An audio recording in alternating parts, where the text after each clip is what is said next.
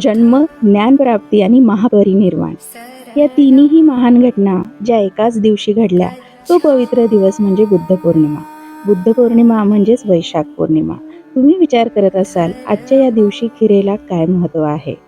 तर हजारो वर्षापूर्वी बुद्धगयेत कठोर तपश्चर्येनंतर भगवान बुद्धांनी सुजाता नावाच्या कन्येने श्रद्धेने दिलेली हीच खीर ग्रहण केली होती आणि त्यानंतरच त्यांना परमोच्च ज्ञानाची प्राप्ती झाली.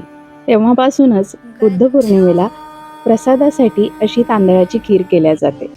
आज मी ही तांदळाची खीर बनवत आहे, तर ही थोडी घट्ट बनवत आहे. तुम्ही जर प्रसादासाठी वाटपासाठी बनवत असाल तर इथे जे तांदूळ आहेत भिजवून घ्यायचे, त्यानंतर मिक्सरला लावून वाटून घ्यायचे आहेत आणि मग दुधामध्ये शिजवायचे, जेणेकरून मग खीर थोडी पातळ तुम्हाला बनवता येईल आणि वाटपासाठी अगदी सोयीचं जाईल.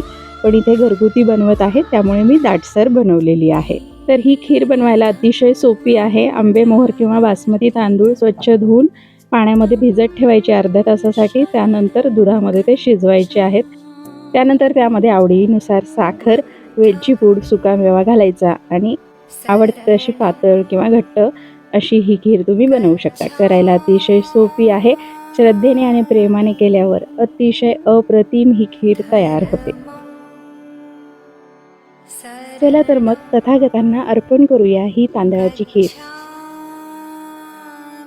व्हिडिओमध्ये दिसणारा हा दिवा जसा अंधार दूर करतो, तसेच बुद्धांचे विचार आपल्या जीवनातील अज्ञानाचा अंधार दूर करतात. या बुद्ध पौर्णिमेला आपणही शांती, करुणा आणि प्रेमाचा मार्ग स्वीकारूया. सर्वांना बुद्ध पौर्णिमेच्या मंगलमय शुभेच्छा.